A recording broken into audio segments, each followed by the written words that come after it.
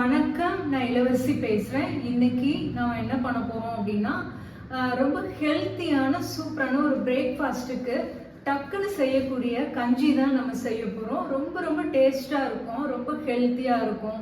இதில் பார்த்தீங்கன்னா ராகி, கொள்ளு அதெல்லாம் சேர்த்து நம்ம செய்ய போகிறோம். ரொம்ப அட்டகாசமான சுவையில் இருக்கும். வாங்க இன்னைக்கு ஹெல்த்தியான பிரேக்ஃபாஸ்ட்டு கஞ்சி எப்படி பண்ணுறதுன்னு நம்ம பார்க்கலாம். ஃபஸ்ட்டு ஒரு அரை கப் அளவுக்கு நான் ராகி எடுத்திருக்கேங்க. முழு ராகி நான் எடுத்திருக்கேன். இந்த ராகியை ஃபஸ்ட்டு நம்ம வாஷ் பண்ணிக்கலாம். ஒரு தடவை வாஷ் பண்ணால் போதும். ஏன்னா அது ரொம்பலாம் தூசியே இதில் வரவே இல்லை. அதனால் ஒரு தடவை நான் வாஷ் பண்ணிட்டேன். வாஷ் பண்ணிவிட்டு இதை வடிகட்டிட்டு நம்ம சமைக்க ஆரம்பிக்கலாம். மற்றதெல்லாமே அடுத்தடுத்து போட போகிற பொருளெல்லாம் வாஷ் பண்ண தேவையில்லை. இப்போ பார்த்திங்கன்னா சட்டி நல்லா சூடாயிருச்சு. இப்போ நம்ம வடிகட்டி வச்சுருக்கிற ராகியை நம்ம அதில் சேர்த்துக்கலாம். இந்த ராகி நம்ம வறுக்கிறது எப்படின்னா, இந்த தண்ணியெல்லாம் வற்றணும். அதாவது வடிகட்டியில் தண்ணி நல்லாவே வடிகட்டினதுக்கப்புறம் இது தண்ணி வற்றுற வரைக்கும் அடுப்பை மீடியமாக வச்சு நம்ம இந்த மாதிரி ராகியை வறுக்கணும். ராகியில் பார்த்திங்கன்னா அயர்ன் இருக்குது, அப்புறம் கால்சியம் இருக்குது. ஸோ இந்த மாதிரி ஃபுட்டெல்லாம் பார்த்திங்கன்னா வாரத்துக்கு ஒரு நாளோ மாதத்துக்கு ஒரு 2-3 தடவையோ இந்த மாதிரிலாம் சாப்பிட்லாம்.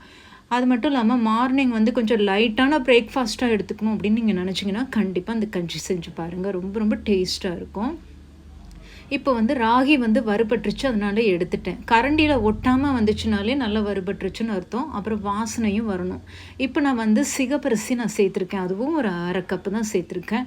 நான் எல்லாமே நான் கொஞ்சம் கொஞ்சமாக தான் நான் போட்டு நான் வறுத்து காமிக்கிறேன். உங்களுக்கு பிடிச்சிருந்துச்சு அப்படின்னா அதை செஞ்சு பார்த்து சாப்பிட்டு பாருங்கள். பிடிச்சிருந்துச்சுன்னா அதுக்கப்புறம் நீங்கள் இந்த மெஷரிங்லாம் பார்த்தீங்கன்னா கொஞ்சம் அளவுகளை அதிகரித்து இதே மாதிரி மெத்தடில் நீங்கள் செஞ்சு வச்சுக்கலாம். சிகப்பரிசி பார்த்திங்கன்னா கொஞ்சம் வெள்ளை வெள்ளையாக அரிசி பொரிஞ்சு வரணும். அந்த 1-2 பொரிஞ்சு வரணும். பொரிஞ்சு வந்ததுக்கப்புறமா தான் நீங்கள் எடுக்கணும். வறுக்கும்போது நல்லா வாசனையாக இருக்கும். கஞ்சியும் ரொம்ப சுவையாக இருக்குங்க. அதில் ஃபைபர் இருக்குது, அதனால் கண்டிப்பாக சேர்த்துக்கோங்க. அது ஒரு கார்பு, ரொம்ப டேஸ்ட்டாக இருக்கும். அடுத்து கொள்ளு ஒரு அரை கப்பு சேர்த்துருக்கேன். இது பார்த்திங்கன்னா இது கொஞ்சம் வெயிட் லாஸ் பண்ணணும்னு நினைக்கிறவங்க அது கண்டிப்பாக எடுத்துக்கலாம். தேவையில்லாத கொழுப்பெல்லாம் எடுக்கும். இதில் ப்ரோட்டீன் இருக்குது. இது வறுப்படுறது எப்படின்னா நல்லா கொஞ்சம் 1-2 பொன்னிறமாக அந்த மாதிரி வறுக்கணும். வாசனை செமையாக வரும். ஸோ இதையும் பொன்னிறமாக கொஞ்சம் வறுத்து இந்த மாதிரி பக்குவத்தில் எடுத்துருங்க. அடுத்து பார்லி பார்த்திங்கன்னா பேசிக்காக உடம்பை கொஞ்சம் கூலிங்காக வச்சுக்கும். அதனால் இது கண்டிப்பாக நீங்கள் சேர்த்துக்கோங்க. நம்ம கொள்ளெல்லாம் சேர்க்கும்போது இது சரியாக இருக்கும். இந்த பார்லி வறுக்கிறது எப்படின்னா பார்த்திங்கன்னா, இப்போ இது 3மே இந்த மாதிரி நம்ம வறுத்து வச்சுருக்கோம் பாருங்கள். அதே மாதிரி பார்லி அதை விட கொஞ்சம் அதிகமாக வறுக்கணும். அதாவது வெள்ளையாக இருந்தது அப்படி கம்ப்ளீட்டாக ப்ரௌன் கலரில் மாறணும். ஸோ இது வறுக்கும் பொழுது கொஞ்சம் டைம் ஆகும்.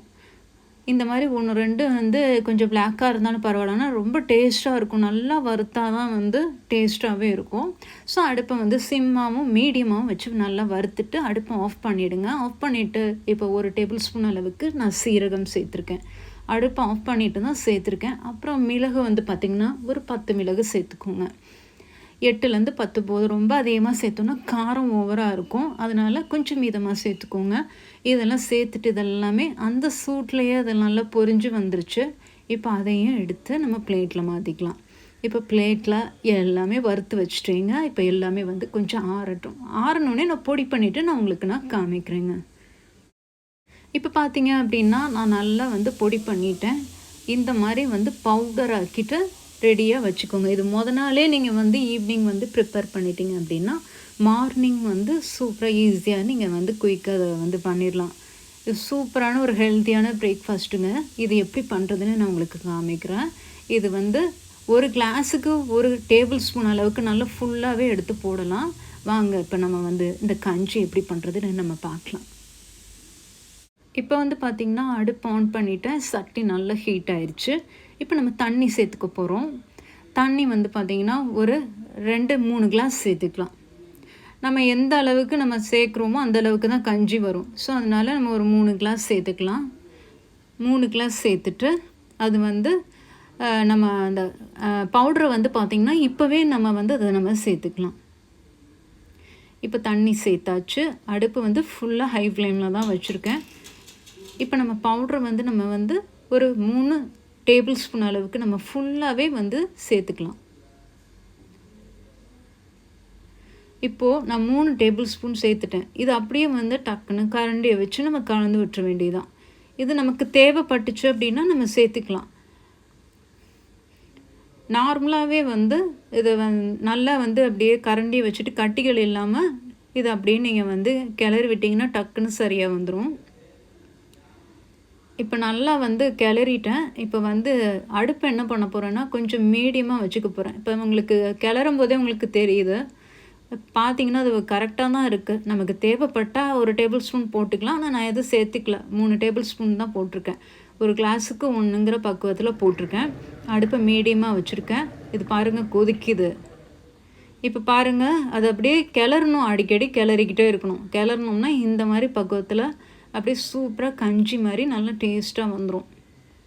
இது கிளறும் போதே அவ்வளோ சுவையாக இருக்கும். மனம் ரொம்ப ரொம்ப சூப்பராக இருக்குது. ஸோ கண்டிப்பாக இந்த வாட்டி நீங்கள் ட்ரை பண்ணி பாருங்கள். சூப்பரான கஞ்சி அவ்வளோதான். இது தயாராகிருச்சு. பார்த்திங்கன்னா உங்களுக்கு தெரியும், கொதிக்கும் பாருங்கள். பாருங்கள் எப்படி இருக்குன்னு நல்லா வந்து திக்காக இருக்குது பாருங்கள். ஸோ இந்த மாதிரி கஞ்சி பக்குவத்தில் திக்காக வந்ததுக்கப்புறமா அடுப்பை ஆஃப் பண்ணிட வேண்டியதான். பயங்கரமாக கொதிச்சு அந்த மாதிரி வெந்து அப்படி மேலே வந்து அப்படி பால் மாதிரி பொங்கின மாதிரி வரும் கொதி வந்து. ஸோ அடுப்பை ஆஃப் பண்ணிவிட்டேன். இப்போ நம்ம ஆறணுன்னு நம்ம வந்து எல்லோரும் சாப்பிட வேண்டியதான். இப்போ அதுக்கு உப்பு வந்து பார்த்திங்கன்னா கொஞ்சமாக தான் சேர்க்கணும், ரொம்ப அதிகமாக சேர்க்கக்கூடாது. ஸோ உப்பு வந்து 1/4 டீஸ்பூனில் கொஞ்சம் கம்மியாக தான் போட்டிருக்கேன். தண்ணி கொஞ்சம் சேர்த்துருக்கேன்னா கொஞ்சம் ரொம்ப திக்காக இருக்கிறதுனால கொஞ்சம் தண்ணி சேர்த்துருக்கேன். இது கொஞ்சம் ஆறுறதுக்கு ஒரு 15 நிமிஷம் ஆகும். ஆறின பிறகு நம்ம வந்து எல்லாருக்கும் வீட்டில் ஊற்றி கொடுக்கலாம். சூப்பராக இருக்கும் இந்த கஞ்சி. இப்போ இது எல்லாமே டம்ளரில் வந்து ட்ரான்ஸ்ஃபர் பண்ணிட்டேன். பாருங்கள் எவ்வளோ சூப்பராக இருக்குது அப்படின்ட்டு. ஸோ செம்ம டேஸ்டான சூப்பரான பிரேக்ஃபாஸ்ட்டுக்கு இந்த மாதிரி கஞ்சி ரெடி பண்ணியாச்சு. ஸோ இந்த வாரம் கண்டிப்பாக அதை ட்ரை பண்ணி பாருங்கள். ரொம்ப ஹெல்த்தியான கஞ்சி. நான் இன்னொரு நாள் நான் ஒரு சூப்பரான ஒரு ரெசிபி வீடியோவோடு நான் மறுபடியும் உங்களை நான் சந்திக்கிறேன். அது வரைக்கும் தேங்க்ஸ் ஃபார் வாட்சிங்.